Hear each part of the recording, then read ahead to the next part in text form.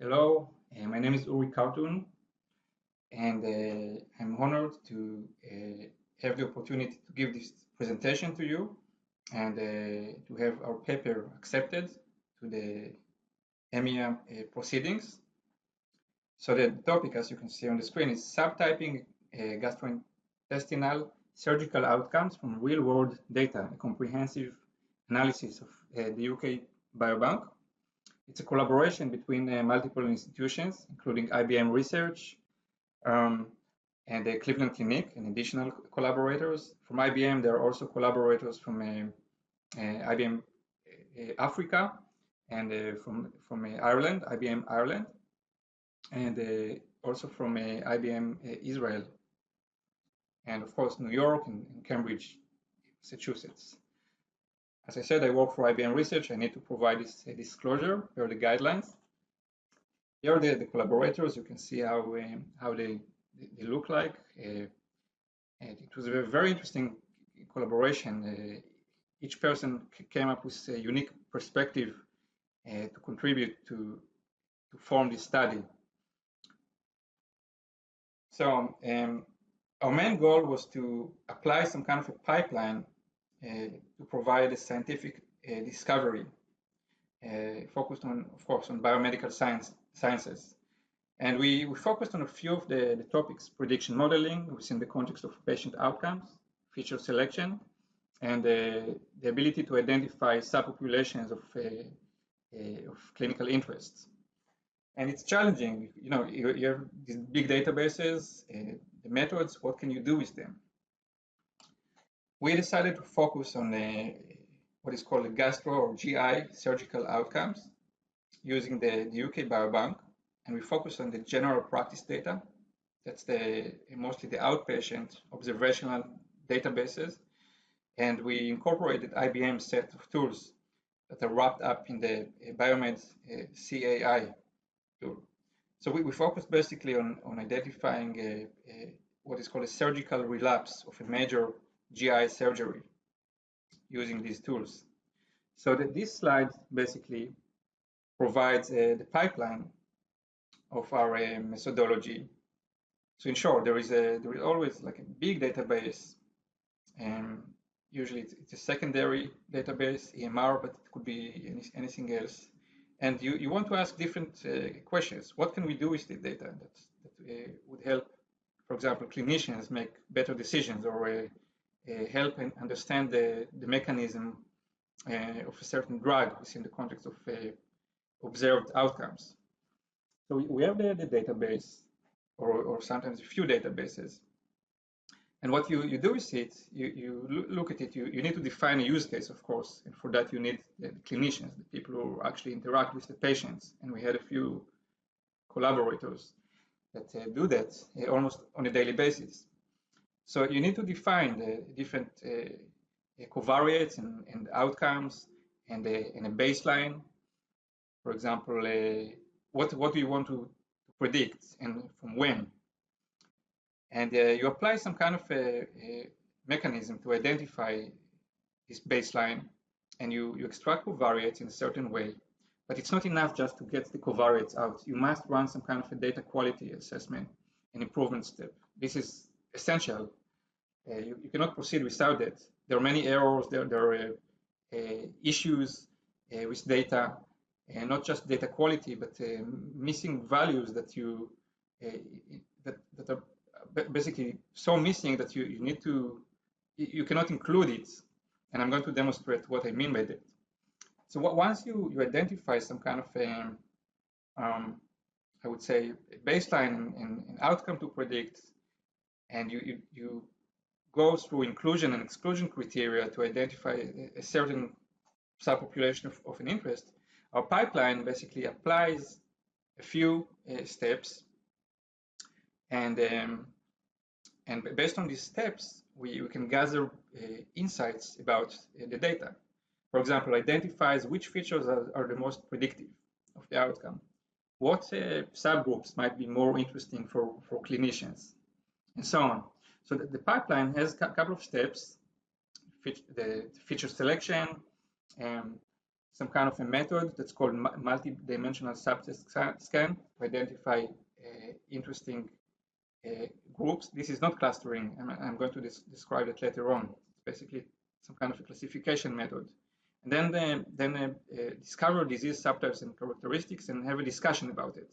Once you have a discussion or multiple discussions, you can repeat these steps additional times with different criteria. You can basically tune it or adjust for different characteristics based on the clinical guidelines and so on.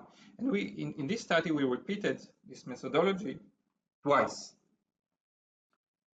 And I would like to add that we incorporated into this pipeline, into the new study, the subpopulation-based feature selection that I co-developed back then with folks from IBM Research and MIT, and I had the honor to present it last year in Washington, D.C., in AMIA. So what is the UK Biobank? The UK Biobank is a database of over 500,000 patients in the ages of 40 to 69, roughly, coming from multiple institutions across the places like the UK and Scotland. It's a prospective database, and it contains a variety of characteristics that are beyond just EMR and genetics, MRI scans, CT, and so on. And some of the data also contains questionnaires that basically with the goal to create to have the patient provide information about themselves. Sometimes, or very often, I would say the data is not captured in the databases, so the patients can provide information. More recently, the UK Biobank released a subset of it, the general practice. It's about 40% of the entire database, 230,000 individuals, associated with mostly outpatient data, which is observational. You can follow up on the patients for many years. And this allows us to come up with this study. But before moving to conduct the study, we had to run some quality assessment and improvement step.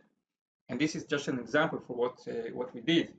We wanted to see if there were any issue, if there could be any issues with lab values, any lab values. For example, blood pressure. This would be a vital sign, but it's also a lab value.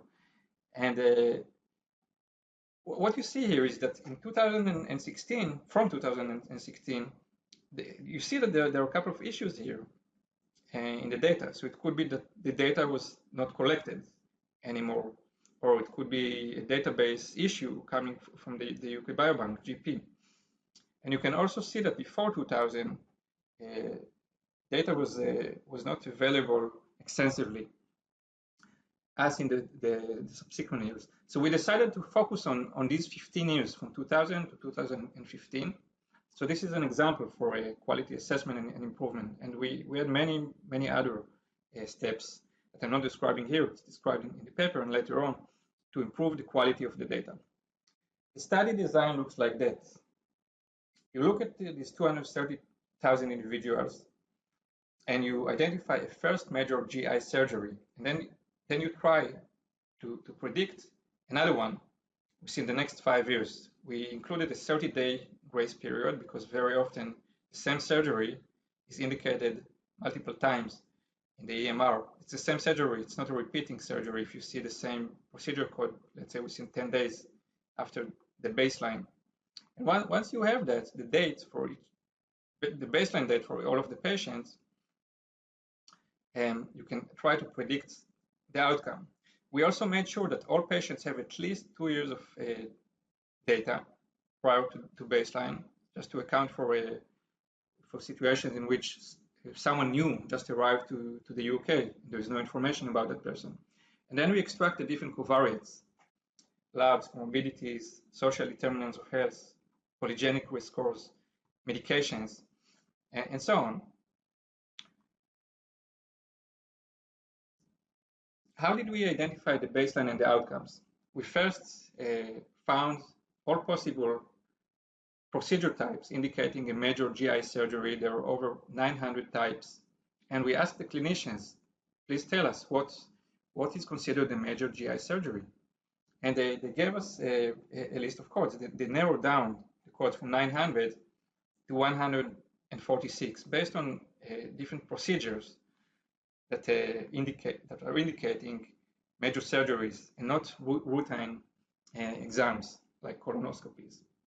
And later on, they decided to narrow down the scenario. Sometimes it's not very clear to know which codes indicating a major surgery. So that's why what I mentioned by we repeated the loop twice, the methodology previously. So in the first scenario, look at the 230,000 patients and you identify final data frame. In this case, it's 12,000, applying different inclusion and exclusion criteria and using a set of 146 procedure codes, OPCS 4 codes. You can read about it in the paper, please. In scenario 2, we narrowed down the list of procedure codes to 144, and this identified about 4.5K individuals. So we proceeded with these two scenarios. We provided a table 1, to allow the reader to compare, the ability to compare between the scenarios and also to compare between the positive and the negative patients in each scenario. And we included the multiple covariates. This is just a portion of it.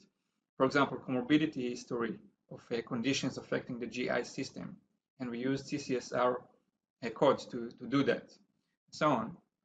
And then we applied a feature selection method. We put into an algorithm, the subpopulation-based feature selection, a large collection of features, 600 in this case.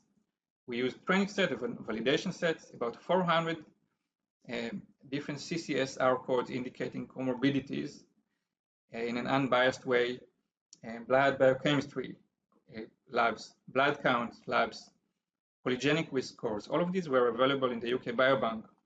Attendance allowance, it's some kind of a benefit provided to individuals in the UK, 65 years or older. Household income level. We pushed all of these comorbidities into the feature selection method, heavy manual physical work, and additional comorbidities that came up from a previous study. We just had them. Why not add whatever you have? Let the algorithm, the feature selection method, choose. And the algorithm identified for the first scenario 7 most predictive covariates out of the 600 with a C-index of 0.607. For the second scenario, the algorithm, it was more difficult to predict the outcome. So the C-index was 0.544, but also with a very small number of covariates. And it's very interesting to compare between those. The first one contains history of colorectal cancer, but the second one does not. It's extremely interesting. By removing 2 OPCS codes, you get completely different results, which our clinicians found very, very interesting. As another step of our pipeline, we applied certain methods called, as you can see here, MDSS, multidimensional subset scan. It's some kind of a classification method. It's not clustering because here we are taking into account also the outcome in the process to identify subgroups of clinical meaningful to our clinicians. And we applied this step on the 2 scenarios. And here are a few of the results.